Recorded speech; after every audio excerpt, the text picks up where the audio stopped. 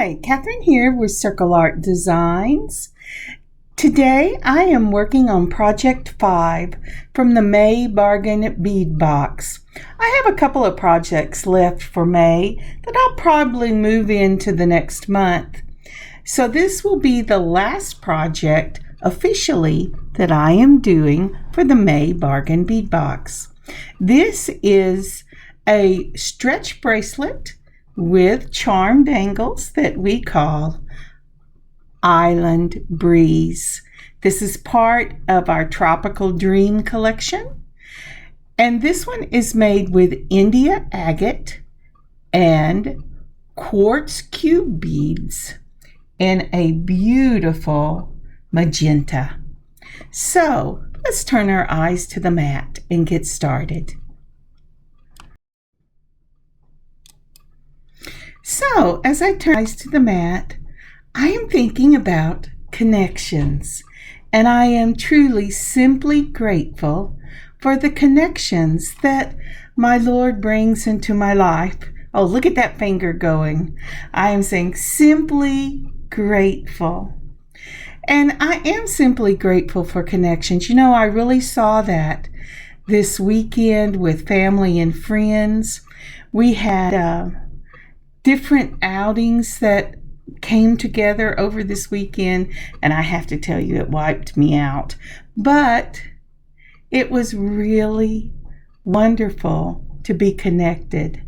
And I saw that again at church on Sunday with family and friends coming together for Father's Day, and the connections and the joy. It's that shared experiences and shared goals that comes about in a relationship, especially for me, that is centered in Christ. So what are you thankful for today? Okay, I found the center. Let's get started.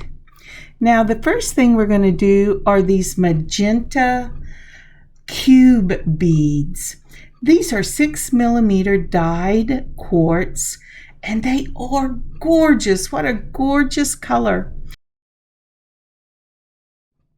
You're also going to see the English cut beads from the Bargain Bead Box, but I did not use these.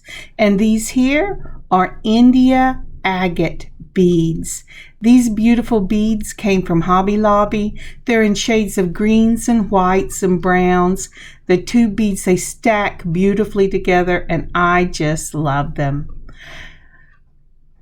Now I'm pulling out my gold donut spacers. I love these. They are a lightweight gold tone. They hold their color. They are just beautiful, and they will look really well with this. I've pulled 2 leaf charms from my own stash, and then that beautiful flower charm from the May Bargain Bead Box. Now for this, I'm going to be using the 7 stretch cord. I chose Stretch Magic from Michaels. All right, now you'll notice my hands are in a different place. That's so you can see what I'm doing here for, this is a 7.5 inch bracelet board that I'm using here. And I have put out a cube bead, 2 of the donuts, a cube bead, and 2 of the donuts. That's going to be component 1, cube bead, donuts, cube bead, donuts. Then I'm going to put donuts on both ends to separate the next one, which is this beautiful Indian Agate. Now when I'm doing this bracelet, I'm aware of what colors of this agate I'm putting together. I'm trying to give it a random look, but I want to get a nice scattering of the colors in these beads. So I will put 3 of the Indian Agate, Indian, not India, Indian Agate on each side of that component 1, and then putting 2 of the donut spacers in the gold. I'm going to start again with component 1, which will be the cube bead in the magenta, 2 of the donut spacers, a cube bead in the magenta, and 2 more of them, and then start again with the Indian Agate. All right, I cut my cord. I want a 7.5 inch bracelet, so I'm doing an 8.5 inch cord. And remember, this is the 0.7 millimeter, 0.7 millimeter. You could go to a 1, but I was afraid I would have a little trouble with the Indian Agate, so I just went down to the 7. I've stretched my cord. Always stretch your cord, because if you don't, this cord will stretch one way or the other, and your bracelet is more likely to stretch out of shape if you haven't pre-stretched your cord. All right, I'm trying to get everything out of the way, and maybe, oh yes, I've already done it. I have turned the thing so I can see what I'm doing here, and so can you, but that means the handwriting is going to be upside down. But let's get started. Now, there are a couple of things. If you don't want to cut your cord, you can leave it on the reel and you can bead right from there. I'm first showing you how the beads will go through without anything but your cording. I am going to make where the knot is the center of my bracelet. So I'm starting with 3 of the Indian Agate, then 2 donuts, and then a component 1. And the component 1 again is the cube bead, 2 donuts, a cube bead, and 2 donuts. Now, as I was saying, the other thing, you can do it like I did here, and I went ahead and cut the cord as I needed it. When you do that, you're going to need something to put on the back side of your cord, or you take a chance of when you pick it up to look at your work, it'll slide right off. Now, these are the first 2 sections of the bracelet with your Indian Agate and with your component 1. Now, the next thing I'm going to do, if you have them, you can use these big eye or slit needles, and that's what I'm going to do. I'm using the very long ones because I want to be able to get a large section of this bracelet on at once. So I'm going to go ahead and I'm going to open up that eye. It says, oh no, don't open up the eye, but I'm opening up the eye, and then I'm moving that down. I give myself about a 1-inch tail. Okay, and then I am going to do my bead work using the needle. Now, I hope I show you. Alrighty, so now that I've got that kind of centered in my cord, I'm going to go ahead and run through all of these beads that I have already put on the bracelet. Now, one of the reasons I cut the cord is so that I would not have to measure much. I could have set the whole bracelet up, and if I was using bigger beads, I would have. But for these small beads like this, I wanted to go ahead and just be able to eyeball what I was doing and measure when I thought it was long enough.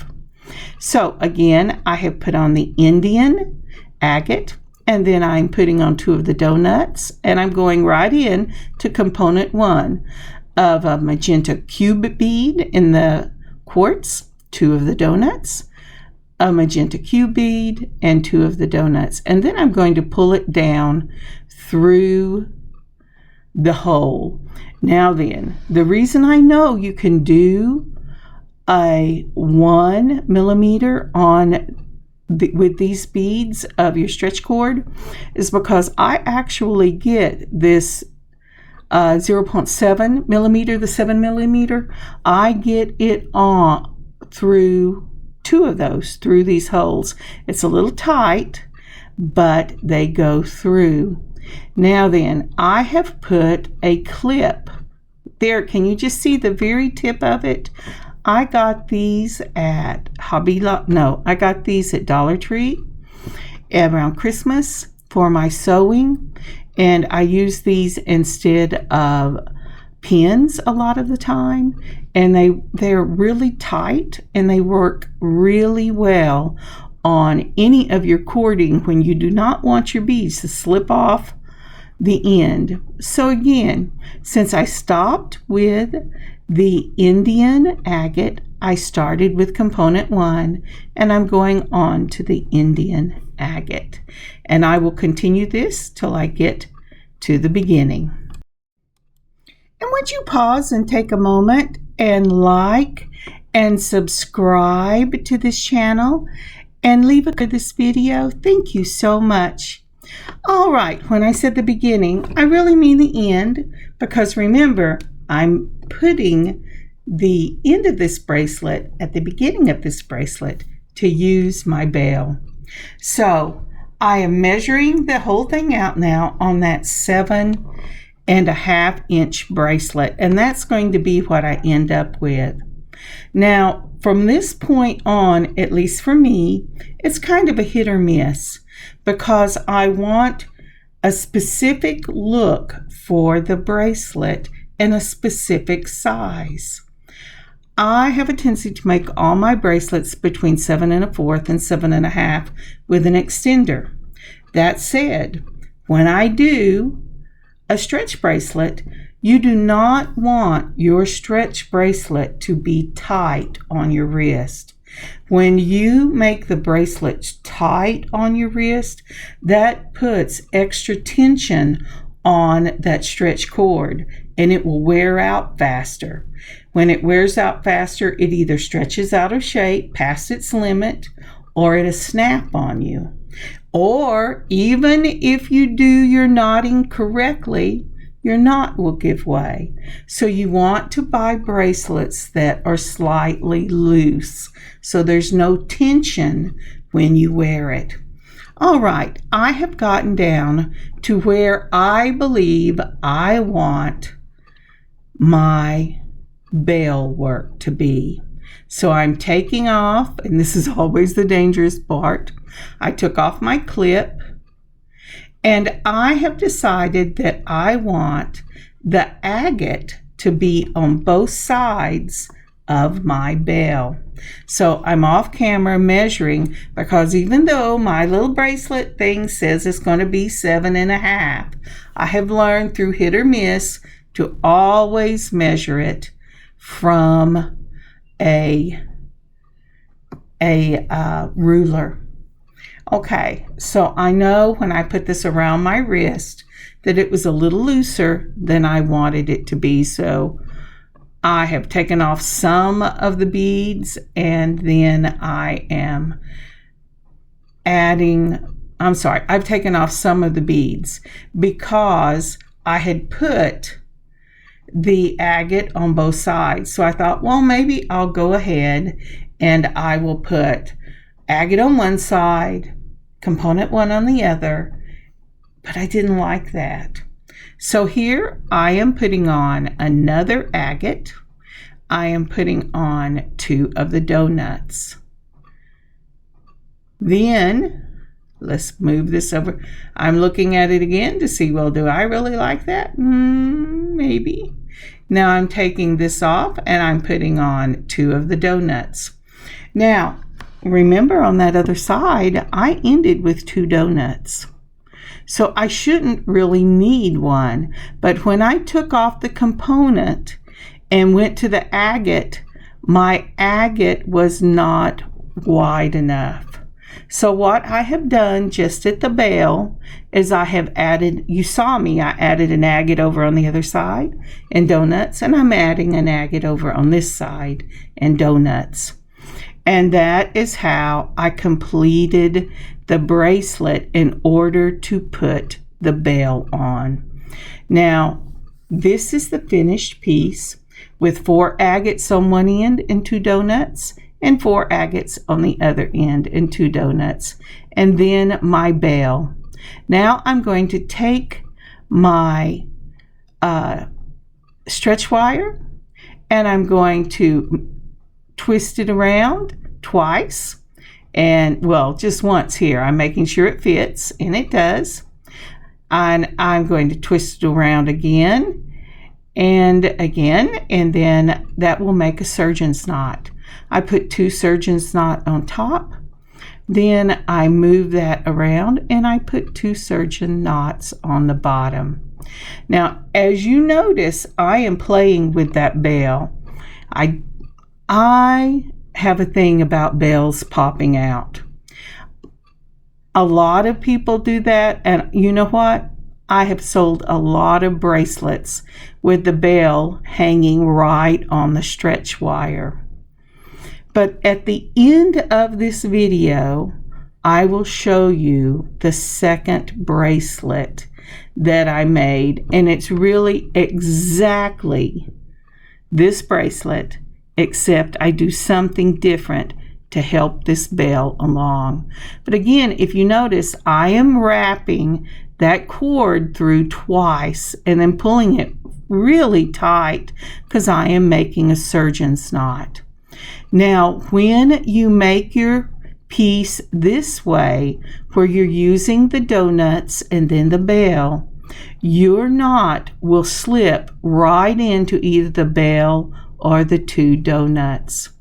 Now, you will notice that I do not put a dot of glue on this bracelet yet.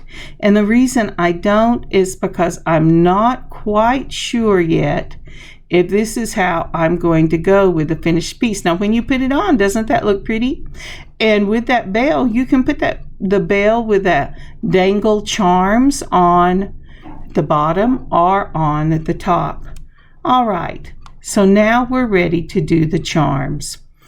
With the charms, like I said, I am using a gold leaf of my own, and then that beautiful charm from the May Bargain Bead Box. I have 3 more of these charms, so I have plenty to do quite a few things with them, and I think they're a beautiful size for bracelet charms. So I have done about 1.5 inches chain, and I am putting the one charm on both ends of this chain.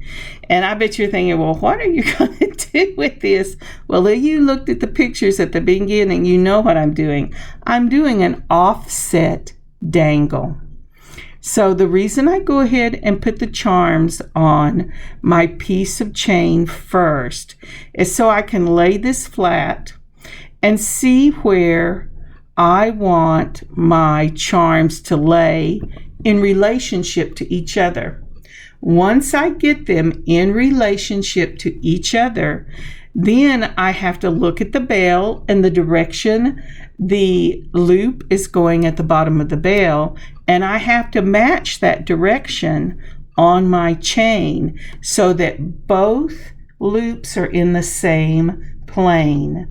And the reason I do that is because if one is horizontal and one is vertical, then my dangles they won't lay flat on my wrist.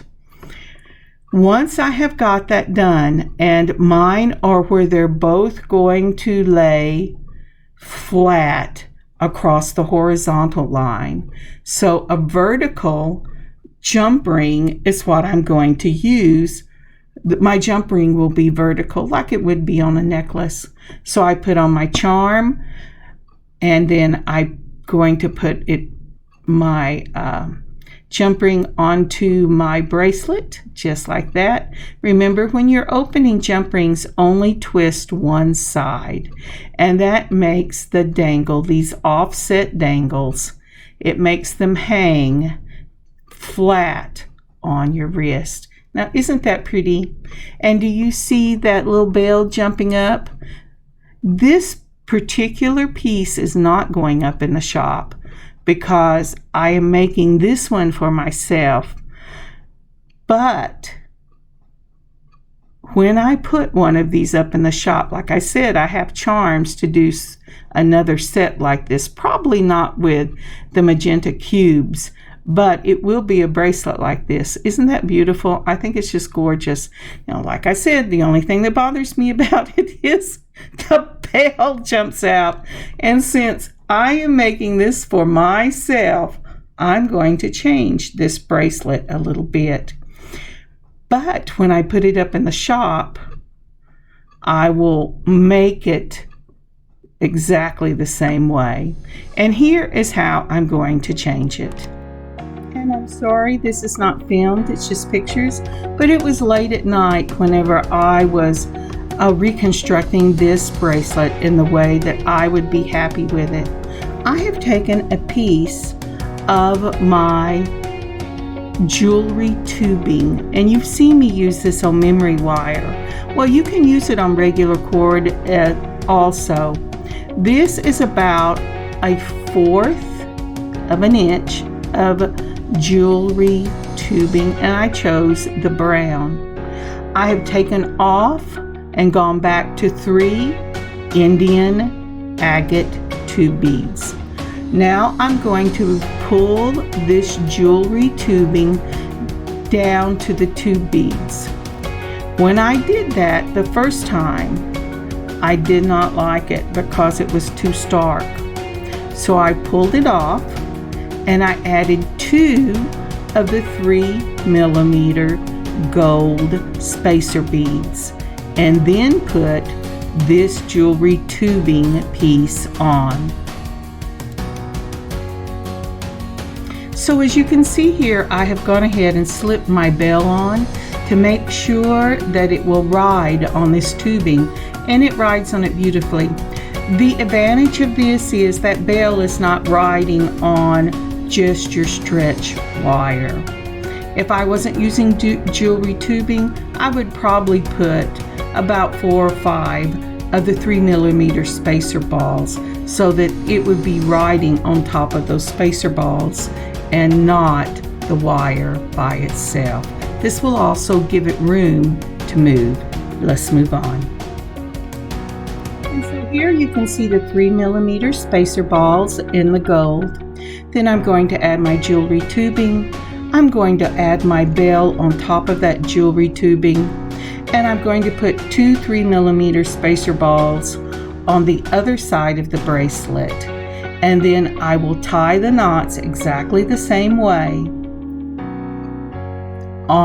That will give the center of this bracelet 2 spacer balls, jewelry tubing with bell, and 2 spacer balls, and this gives a beautiful space for my bell to move back and forth on the wrists and still stay in the center of the bracelet. And like I said, it was late at night, and so I'm getting these shadows, but this is what the finished piece looks like with the jewelry tubing in the center. It protects your cord and it gives you a lovely space for that bell.